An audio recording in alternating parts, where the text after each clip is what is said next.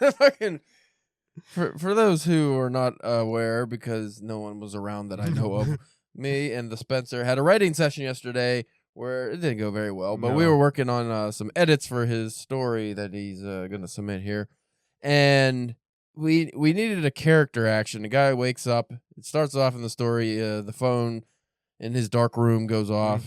Bright light, and it's buzzing. It's annoying. Whatever. So the guy rolls over and picks up the phone.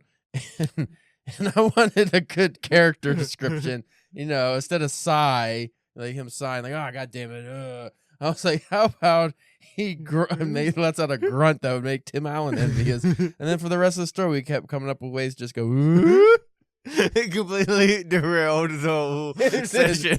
It did.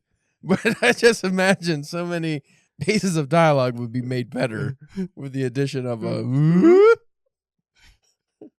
Anyway, Spencer, it's the holiday season. Yes. We just celebrated. I didn't really celebrate, but I was involved in Thanksgiving. Yes. I didn't feel thankful for anything this year. Did you?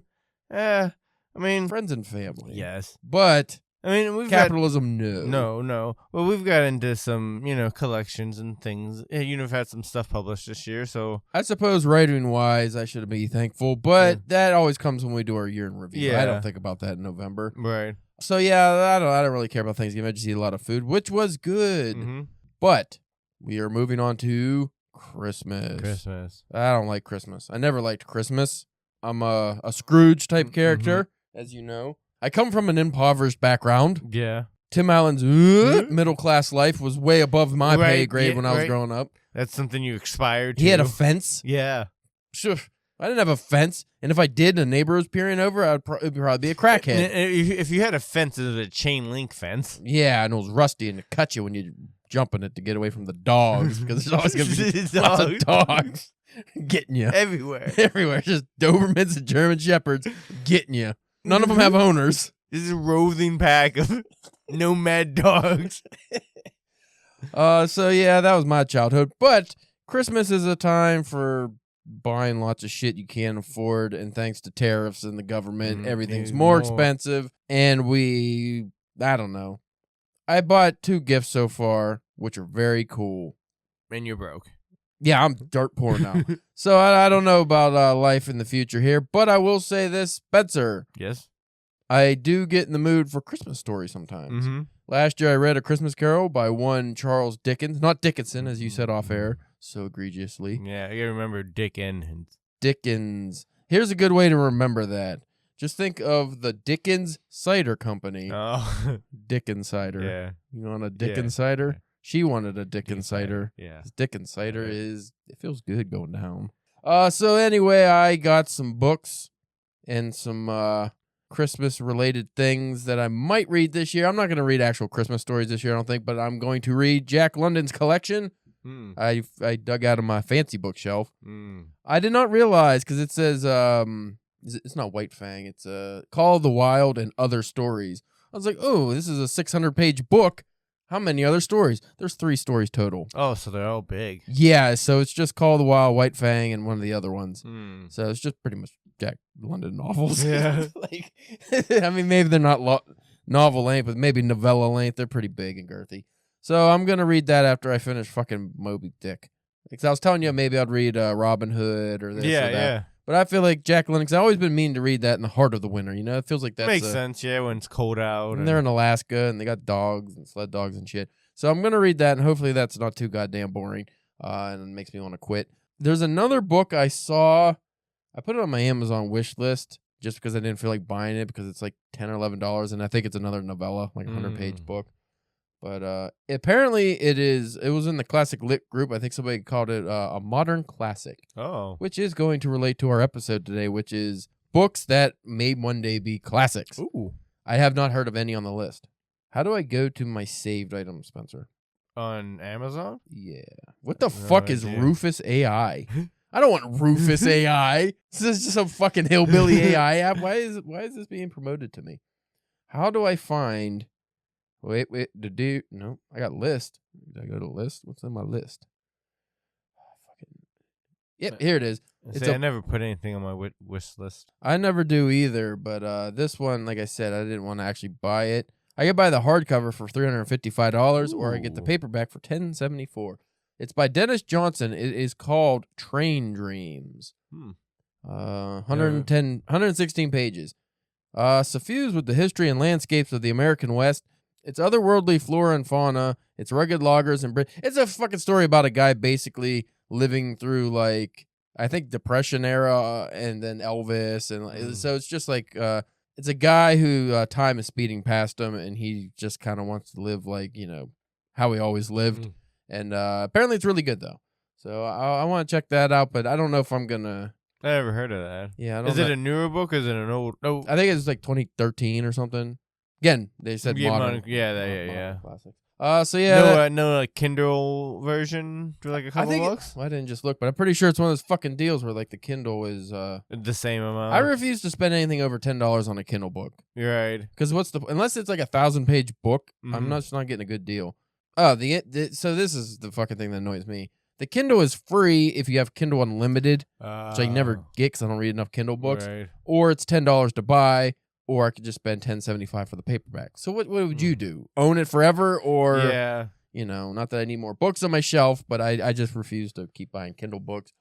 Well, especially for something like that, like you know, like say we were talking about like doing all like the James Bond books. You can each get them for a couple bucks each, like you know what I mean. Like that's like one thing, you know. And if they did ever take, like, oh no, I mean it sucked that I spent money on it, but like it's not something I don't like spending more money or the same amount of money for a worse reading experience. Because as handy as a Kindle is, again, now if it's like a 1,000-page book, it's easier to read on the Kindle generally. Yeah. But usually, like, you don't get the feel, the arts. If there's art in it, it's not going to be as good. I'm not I don't mind reading like the Stephen King books. I don't mind reading Kindle because I got the big. If I get a deal where it's like, oh, here's a whole guy's fucking bibliography for $40. Okay, that's not bad. Yeah, I'll do that, especially if it's something where I don't need all the Stephen King books on my shelf. Yeah. But yeah, I don't know. I'm not spending, especially for a novella. I'm not getting a Kindle book. I'll just get the regular book at some point. I might see if I can find it at a bookstore, but at Barnes & Noble, it's probably $20. Yeah. I'm not even joking because I bought one novella. I forget some Irish lady, and it was okay. It was like real hyped up, so I bought it at Barnes & Noble, and it was like fucking $18 for a 100-page book. It's like, why is this so fucking much? And it'd be just as expensive at half price too. Yeah. Unless if you like found it in like the only thing that are cheap there is when they have like those inside racks with like the beat up paperbacks. Yeah, the old used copies. Yeah, that kind of irritates me, and I shouldn't be able to get like a $20 classic special edition of The Grapes of Wrath, which is like 500 pages, you know, fancy version. That's $20, or this fucking little tiny ass novella. I think that's dumb. I find the pricing at Barnes & Noble is disgusting at times. Yeah, especially if like when it's like, you know, not a well-known author, like, you know what I mean? Like I could see like Stephen King getting away like paying $20 for a novella because what, you know, you're gonna do it, you know what I mean? But speaking of prices, I'll tell you off air here. But I just ordered us some books. Oh. I had to go through a UK bookseller to get these books because it was it was a far more affordable option than Amazon, and Amazon was the only other place I could find to get these books in America for whatever reason. I don't know.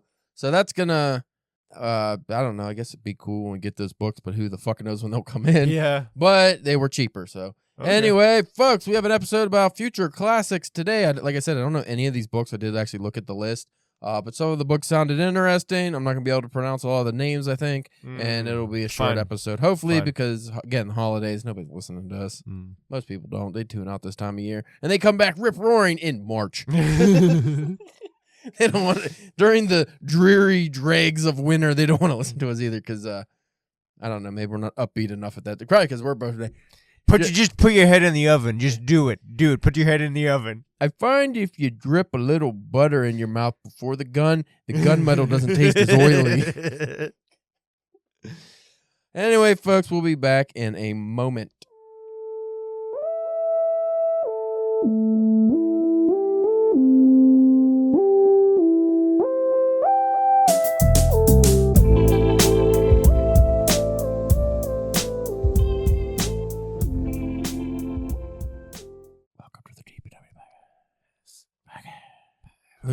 were so low we didn't even show up on the thing. We'll talk about books. We talk about books, man, real quietly.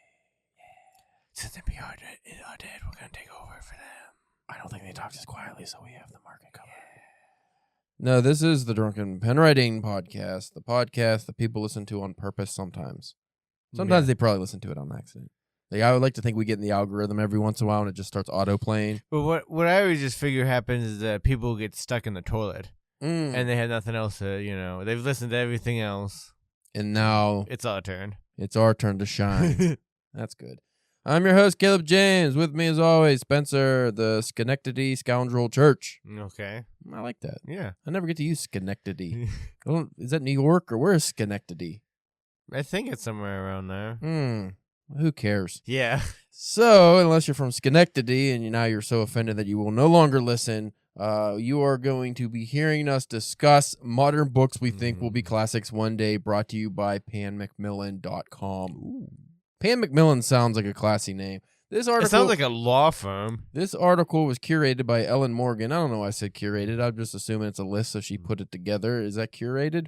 She wrote the article, but did she curate? She would have to, because it's not really much of an article, as it is a list. Yes. Listicle. This came out in 2022, so there could be some more that slipped into this, Yeah. I don't know what I would constitute as a modern classic anymore. But books that change literature, Spencer. Okay. That's what you consider classics, I guess. Books that change literature and are still, what I would say personally, after a certain, like say 50 years, are still relevant to the times. Though I have read some classics where I'm like, this is no longer relevant in any meaning, and people only hold it as a classic because it's old. Moby Dick. People, like, I'm aghast at not just the amount of whaling and Herman Melville's love for whaling, apparently, but the fucking butchery of whaling and the fact that people thought that was a cool thing to do is just kill the fuck out of these whales for oil and eat them and whatever else they did. But the fact that, unless you're Japanese, everyone else is like, no more whaling. Yeah. The Japanese hate whales. They do hate the whales. Because they committed World War II on them. They dropped the bombs on them, according to South Park. It was dolphin and whale or something. So there's no single definition of a classic, but you can often recognize one when you read it. So which novels written now will be the classics of the future? Before we go into this list, I would like to list my considerable classics. Okay. And these aren't by preference, by the way. These are just things I've read. And I'm going to have my cutoff be like, I'll say 1980. That's a good, 50-year span, Like, 70s would be going into the 50s. So let's just say we'll cut off at 80. Anything under 50 years could be considered a modern classic. So I will say Blood Meridian. Okay. Even though you didn't finish it? Yeah, I'm just saying as in what people's, esteem of these books are. Yeah, that makes sense. So I'll say Blood Meridian, The Road. I mean, pretty much any of Cormac McCarthy's books could probably consider modern classics. So let's just Cormac McCarthy. Okay. Just throw him in there. Anyway, all right. Just all of his books. I will say Infinite Jest, and I believe Gravity's Rainbow came out in the 80s or 90s. So let's say Gravity's Rainbow, assuming that's modern. I would like to say not 1QA4, The Wind-Up Bird Chronicle will be in there. It's too hard to say a Stephen King book. I don't think there's a Stephen King book that will fit the bill. Yeah. They could be considered good enough to be genre classic, yes. But as a modern classic, of course, I haven't read some of his non-horror, more non-genre stuff. Or just newer stuff. You've been kind of working your way through a lot of the older stuff. Right. So, yeah, I haven't really made it past 1985 or so. I mean, I've read a couple things, but not a lot. Is there anything you would throw on the list? Yeah, that's what I was trying to think of, and I don't. Yeah, I would have a hard time with just because I'm more genre read than you. But I think at some point it's gonna have to be genre books considered classics because there's not gonna be enough literary stuff that's worth anything. Anyway, let's get into this list and maybe we'll ponder some more classics we've read. Because the hard thing is some of the classics or what we consider modern classics, I think are just by comparison to what is out at the time considered so great, but might not actually be as good as, if you compared them to real classics, you'd be like, yeah, that's not as good. So the first one, like I said, I haven't heard any on this list, so I don't know. But the first one on this list is Shuggy Bane by Douglas Stewart. I could not tell you anything it's about, and by the cover, I still couldn't tell you anything it's about. It's like a kid up on a post. Yeah, like something. It looks kind of like a cross. But he's not on a cross. He's like, yeah, like you said, some kind of cross post. This is the deeply moving story of a woman ravaged by addiction, disappointed with a life that has never lived up to her expectations, and her son exhausted by an adolescence spent trying to be normal like other boys and desperate to help her. The 2020 Booker Prize winner is a story of love, pride, and poverty that is both deeply rooted in its 1980s Glasgow setting and certain to resonate across future generations. Interesting. One, there's going to be a lot of, if not all, award-winning books probably. I want to throw another one that I think will be a modern classic, and this will go into the genre, is House of Leaves. I think because if you think of modernist work and postmodernist work, so like a Ulysses or To the Lighthouse, these things grow esteem not because of being a really good story, but because of the way it's written. And House of Leaves is obviously one of the, I mean, it's ergodic literature, but it's one of those books where the weirdness and the way it's written stands above the story. I've seen lists where people just put that in like the top of just all time horror. Yeah. And I'm like, well, I don't know about that. Yeah. I haven't read it, but from whatever you guys talk about, it's like, yeah, it's weird and how they do stuff, but Yeah, I don't know if I mean, it is horror, but most of it's not. Trust by Hernan Diaz. I don't like that she just did not have the guy's name on this. I had to read it off the cover of the book. I just forgot the guy's name, or maybe because there's not a link to the person. I'm assuming it's a guy, Hernan. Yeah. Trust by Hernan Diaz. This literary puzzle set amongst the money and power brokers of 1930s New York is already being described as a new American classic. At its core, the novel asks where the truth of a person and their story really resides. A question that is sure to become increasingly relevant as our lives become even more fractured across real and digital worlds. And while we hope that the quiet mistreatment and erasure of women that runs through Trust will feel less pertinent in years to come, I don't think so. The continuing impact of Tess of the Ubervilles or Jane Eyre suggests this may not be the case. Yeah, if things continue the way they are, there's going to be a resurgence of treating women like garbage. So that's not cool. But I do want to state this, Spencer, for record, that I feel like a lot of these modern classics are going to deal with time periods that aren't modern. Oh, and if I think about that more deeply, because I wanted to do an episode about this and I could not come up with anything worthwhile. You think about the great American novel, and there's all kinds of lists about what constitutes great American novel over the years.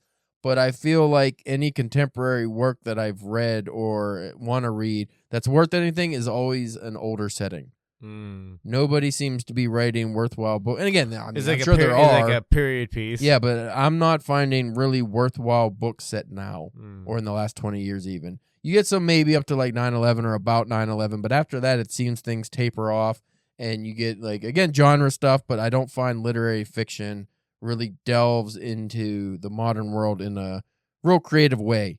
Like you still get the divorce story, like the John Updike shit, and a lot of works that may be said about poor people, or like what I see a lot is that might be modern or set in like, Cambodia or Vietnam or like, all these authors from around the world, but like the actual American story told in a modern time, I'm not finding a modern Steinbeck, right, about the struggle of just the everyday man now.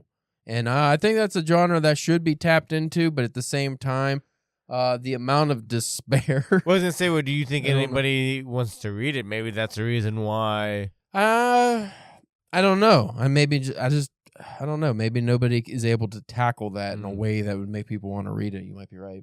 Next up is A Little Life by Hanya Yanagihara. I'm sure I messed that up. And that looks on the cover like a young orgasming Marlon Brando. I don't think it is. Oh, yeah. But that's what it looks like. That or he's taking the shit of his life.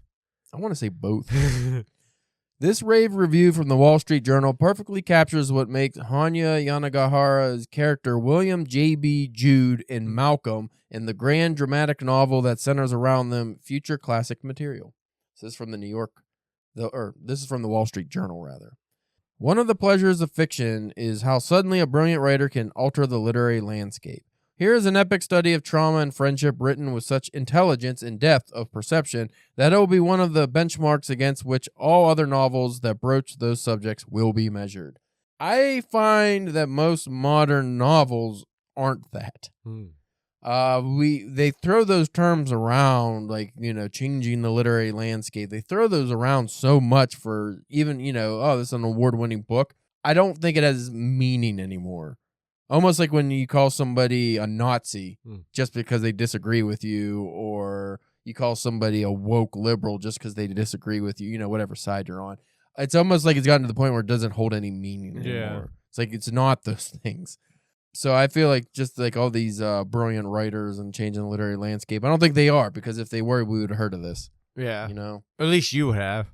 Yeah. I mean, I do follow more closely than you do, but there's a reason why most of these like Nobel Prize winning authors are all in their 70s, 80s, and 90s. Yeah. It's like it's just the young people aren't doing it. Like, you're not getting a lot of young Hemingways anymore, however you feel about that kind of work, but you're not getting that stuff that actually changes the literary landscape. You're not getting these writers, and that could be a testament to just the fact that people aren't reading. So how would you know, like I have some personal friends that I think are doing a hell of a job trying to change the literary landscape, but they're not getting mass appeal, so it's not going to happen. Next up is Annie John by Jamaica Kincaid. I like that name. I notice a trend among these covers. They're all real people, or like look real. Maybe that's a literary fiction thing. When Annie turns 12, everything starts to change. She begins to question the way society works, makes rebellious friends, and distances herself from her mother, who is becoming more of a critic than a confidant. This is a coming-of-age narrative with a subversive edge, which uses the title character's tip into adulthood as a means of disrupting colonial ideas of power and control. It's weird. This might be me just being an asshole. It's weird that an author named Jamaica Kincaid has such a normal name like Annie John as the character. Like, so you think, I don't know. I would create more creative a name. Next up is The Four Winds by Christian Hanna. I don't like that cover. Generic. Yeah. I don't like any of these covers, actually. Yeah, they haven't really been good covers. No, and that's no slight against the authors, because the authors aren't picking their covers, unfortunately.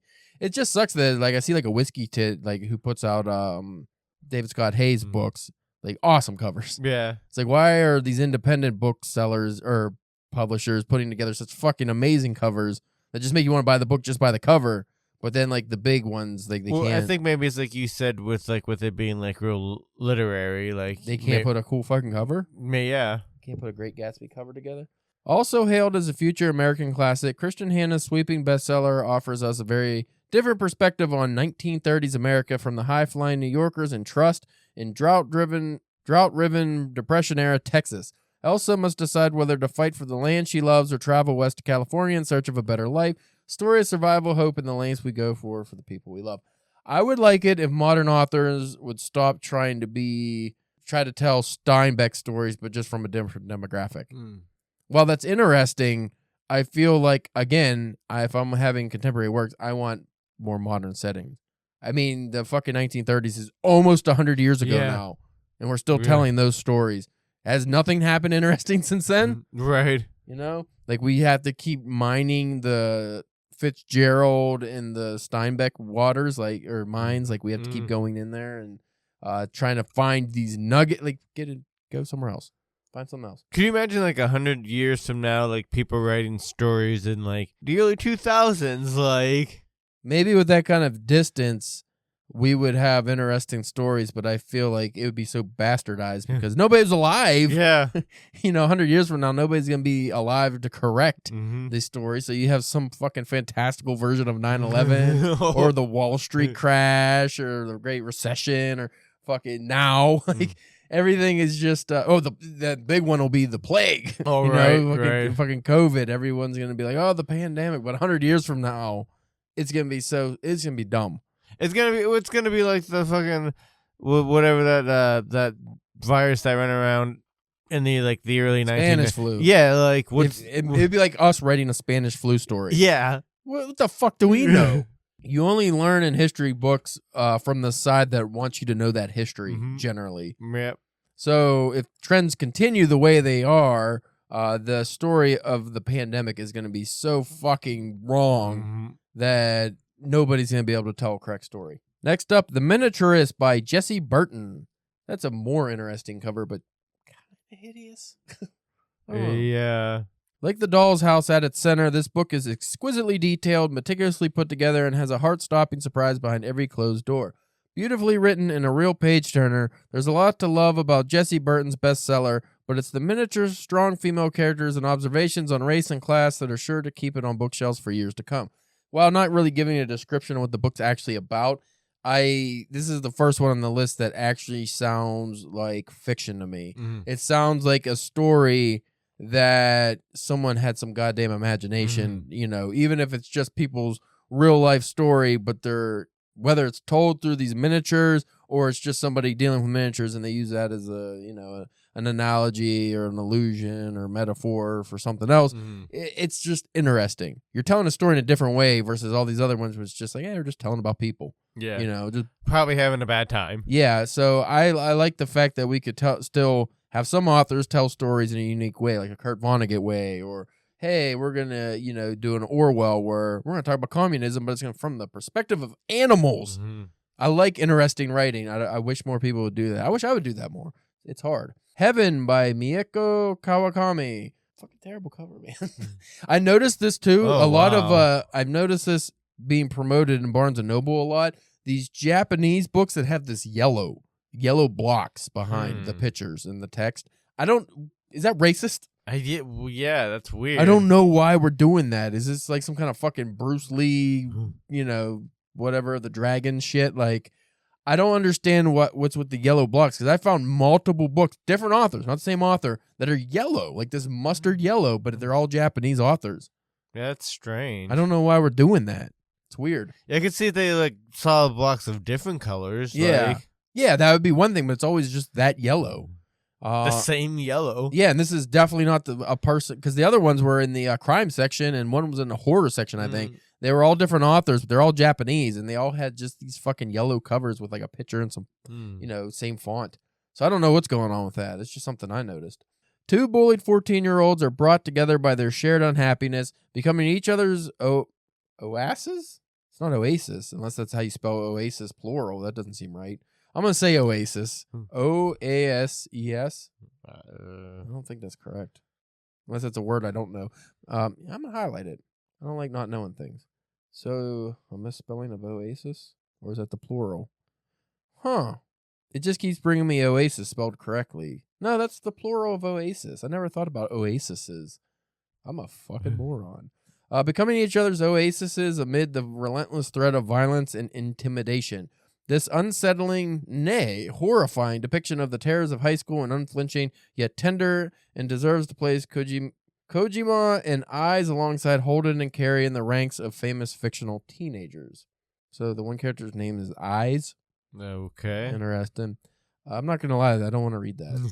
I'm not really interested even in the battle royale type styles of Japanese school children stories. I just don't care about Japanese school children from beginning to end of high school. Yeah. I don't find it interesting subject matter. I don't really like it in Western literature either. Oh, the high school like fiction? Yeah. Now, if it's older, like Times of Botchin by Natsume Suzeki, like, Meiji era school children, I find that more interesting because I don't know anything about that, But just modern school in general, I don't want to read about. I don't want to watch fiction and movies and anything set in that time or in that period.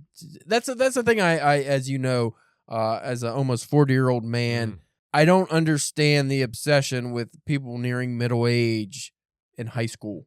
Yeah. Like, they still talk about high school all the time. And we got the guys that's their glory days, which is kind of sad. But just the fact that people like want to read YA stories, but they're all high school kids. I get if it's marketed towards high school kids, makes sense. But as a almost 40-year-old man, I don't want to write stories set in high school. What the fuck do I know about modern high school and kids now? True. I can write about when I was in high school, but I don't want to. Yeah. Like, I get the coming of age stories are interesting, but do it like a Stephen King Stand By Me, or The Body. Like, you tell it, like, that's a cool story. That has nothing to do with them being in school. You don't have to go about them fucking being in school doing dumb school shit. I was bullied. Nobody gives a fuck. Maybe you do, Spencer. I don't. The Woman Can Fly by Megan Giddings. That's a cool cover. It's a lady with hair. Oh yeah, That's actual art. At least something's going on. Something's happening. Often mentioned in the same breath as Margaret Atwood, Megan Giddings' second novel is a work of feminist speculative fiction that speaks to our times and likely to future ones too. A piercing dystopian tale about the unbreakable bond between a young woman and her absent mother. Its exploration of female autonomy and power will live long in our collective memory. You want to read feminist works? Let me ask you this, you piece of shit. Okay. Have you read any feminist literature? Fiction, rather. Not probably feminine. Feminist. Probably not. I mean, We've read things that might have been, but we didn't realize were. I mean, unless I wouldn't consider that, they were always in the castle. Some people do. Do that? I mean, if that counts, then yes. We have always been in the castle. Someone was in that goddamn castle. Shirley Jackson, I think, is just feminist literature in general, but that's like is it just because she covert, maybe? I don't know. I'd say is that because she's a really good female author, or is it because of what she wrote about? I don't know. I'm not qualified. Because you have a penis. Look, I only took 18 years of women's studies. And I still have no fucking idea. Nothing. Next up, Room by Emma Donoghue. I don't know if I hate that cover or like it. It's just blue with some people. Huh. Yeah. Sometimes, you know what? I would pick that up on the shelf because it's just a simplistic cover, but it's, shades of blue with some people standing in it. Yeah. That's all right with me. For 5-year-old Jack, there's TV, and then there's In Real Life. And In Real Life begins and ends with Room, the 10-foot by 10-foot space where he lives alone with his ma. It is hard not to experience a visceral, even physical response to the events of Room, a profoundly upsetting and somehow also wonderful story of maternal love and survival. Feature one of the most distinctive narrative voices you'll ever read and one of the most amazing mothers ever written. This is sure to be a literary fixture for future generations. So that's actually one I would read. Yeah, that one. That sounds unique. That sounds like interesting. Or that something. Almost sounds like the hell books I've been reading. The books set in hell. You're just in a room, which makes that cover makes complete sense. Yeah. That's another thing. Why can't modern covers relate to the actual book material? Like that one, we're in a room. That's why this cover is just a big empty blue space with two people standing inside. Makes sense. But a lot of these, you look at the cover, I have no idea what the book's about. Welcome to my world of comic books, where the cover never fucking correlates with what's going on in the book. It's like Spider-Man fighting some fucking, the Green Goblin, and it's like, well, that didn't happen in the book. Spider-Man just getting ass jammed by a gigantic rhinoceros horn. Oh, he must fight Rhino or something in here? Nah, it's just about him and his radioactivity. Yeah. It's a love story, actually. No Rhino involved. Yeah, that was the list. Oh. No. The only one I would read on that one is Room. Yeah. I think that was the only one that sounded interesting to me, honestly. Though I do like 1930s as a setting, especially noir. Mm-hmm. I don't want to read modern writers doing it. Well, there can be good stories. It's just like it's one of those things. I feel like we have enough. Let us catch up. So it's like so you don't mind it when it's in like that pulpy kind of genre kind of fiction. Well, that's the thing. Even now, though, like when let's say like the Starlight guys, they put together these great collections. But how many 1930s crime stories can you keep reading? Yeah. I get the setting is alluring, but at some point it's like we could tell even 70s or 80s, Especially considering how like there's so much great stuff from that period alone till now of like, so it's like, well, if I'm going to read some crime books, am I gonna read like the classic crime books, or am I gonna read some modern people that I don't know? Now, when people do like 1930s as a setting, but it's like an experimental story, or not necessarily experimental, but like the one story with the miniatures, like you're telling a story, but in a very interesting way. Mm-hmm. That's fine. But it just seems like we keep coming across these. It's real life literary fiction type stories. Oh, this story is a 1930s story about some bums riding the trains. How many of those stories exist, Right. Or some dirt farmers going to California. What? Again, that's Steinbeck. Why are we telling the same fucking stories? Oh, maybe we'll go over to Europe and experience some war. Okay, I think we have enough war stories. You know? How different are you going to be able to tell these stories? So, like, you get like a Colson Whitehead with the Underground Railroad, and that's like a magical realism telling of like slavery and stuff. That's different. I can understand why people would be drawn to that, and that might be a really good story. But if you're just telling another slave era, Civil War era story that's just about some people, you can do that ad nauseum. But how different are the stories going to be? You know, maybe you could. And are you going to do it any better than the ones that have already done it? And maybe you can change, which a lot of people do is, we're going to talk about the Asian experience during that. It's like, all right, but at the same time, how much of an audience are you going to get for those stories? Why can't we do some more interesting stories with different narration styles? Like, stop doing the same shit. That's what I'm saying. And that goes for us too. It's like, we don't need to tell the same kind of stories. You go into horror, why are you telling the same exact fucking horror stories that have been around forever? Like, let's change it up, you know? Try to be more interesting as writers. Innovative. Yeah, I like that word you're doing. Again, I bring up David Scott. Hey, this guy's telling some fucking weird stories. Whether you like them or not, they're very different. Like the new one he got coming out, Butcher of Nazareth, just sounds crazy as fuck. Like, check it out, folks. It's coming out in February, and I can't wait to read that because just the premise of it is so bizarre. That's what I like now is stories that are just unique. Not to say that there isn't something for a classic emotional, character-driven story. It's just when you have such a vast library to choose from now, why do we need new ones set in the same periods with the same kind of stories? So anyway, folks, that is an episode. Take anything away from that, Spencer? No, not a thing. Don't smoke crack. We can be found on the internet at DPW Podcast, Instagram, Facebook, YouTube, and Twitter. Spencer's OnlyFans, he's out there in Schenectady, and he's just being a scoundrel. He's causing grievances. Yeah. They got Dennis the Menace. Minor mishaps. Yeah. A lot of people's gas caps left open on the cars, and maybe a lug nut here and there loosened a little bit. Maybe a fence post pushed askew. Maybe he goes into a restaurant and licks some of the spoons and walks out. You know, just dick things that don't actually hurt anybody but are not pleasant. Nobody wants these things to happen, but Spencer's doing them. Somebody got it. For 1 week only. Till next week when he's on some other kick. You can check me out at calebjameskay.com where I am shopping my wares. Not my wares that I'm involved in, but I don't get any money from them. But you can buy stuff I'm in. You can read stuff I'm in.